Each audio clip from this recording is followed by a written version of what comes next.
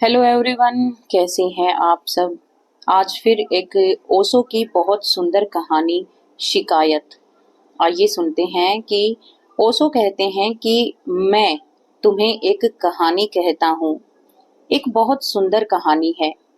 इसे जितना संभव हो सके उतनी गहराई से सुनो।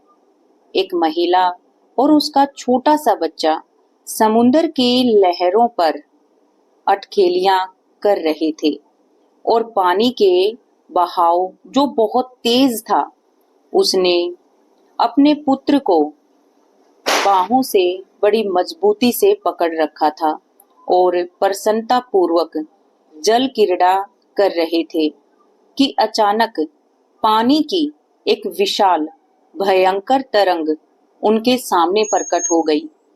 उन्हें बहुत भय लगा।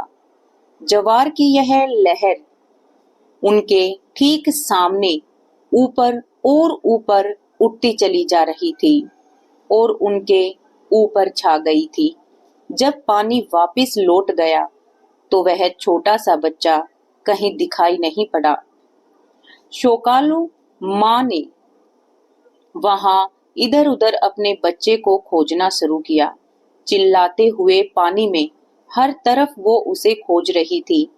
जब यह स्पष्ट हो गया कि बच्चा अब खो गया है, उसे पानी सागर में बहा ले गया है, तब पुत्र के वियोग में व्याकुल माँ ने अपनी आंखें आकाश की ओर उठाई और प्रार्थना की कि ओह प्रिय और दयालु परमपिता परमात्मा, कृपा मुझे पर रहम कीजिए और मेरे प्यारे से बच्चे को वापस कर दिए।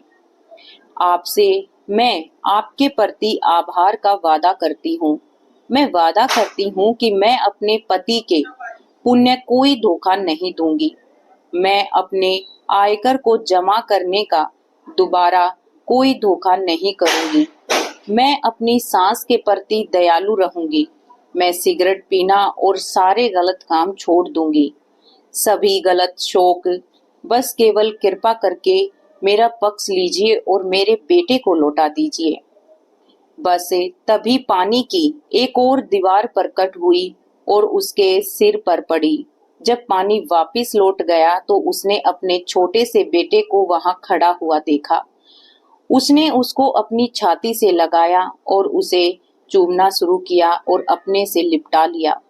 फिर उसने उसी एक क्षण को देखा और बार बार अपनी निगाहें स्वर्ग की ओर उठा दी और ऊपर की ओर देखते हुए उसने कहा, लेकिन उसने हेठ लगा रखा था कि मन यही है, बच्चा वापिस आ गया है।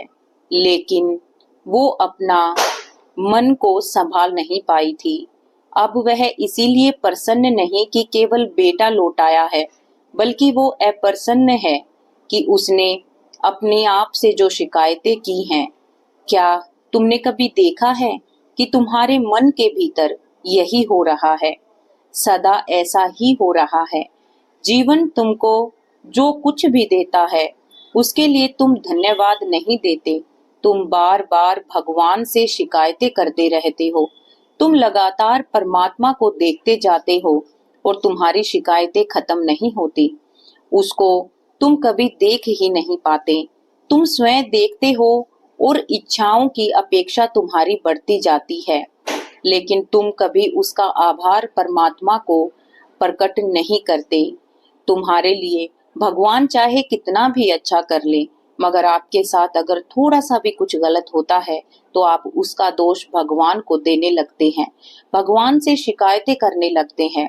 लेकिन दोस्तों, हमेशा एक बात याद रखना कि जो जिंदगी आप जी रहे हो वो जिंदगी किसी का सपना हो सकती है। इसीलिए आपके पास जो है उसे संभाल कर रखो, उसमें खुश रहो और अच्छा अपना जीवन बिताओ। ये थी हमारी कहानी शिकायत। कैसी लगी प्लीज कमेंट बॉक्स में जरूर बताइएगा। मिलते हैं ऐसी ही किसी और कहानी के साथ जिसमें ओशो ने कुछ और अच्छे अपने विचार प्रकट किए हों। धन्यवाद।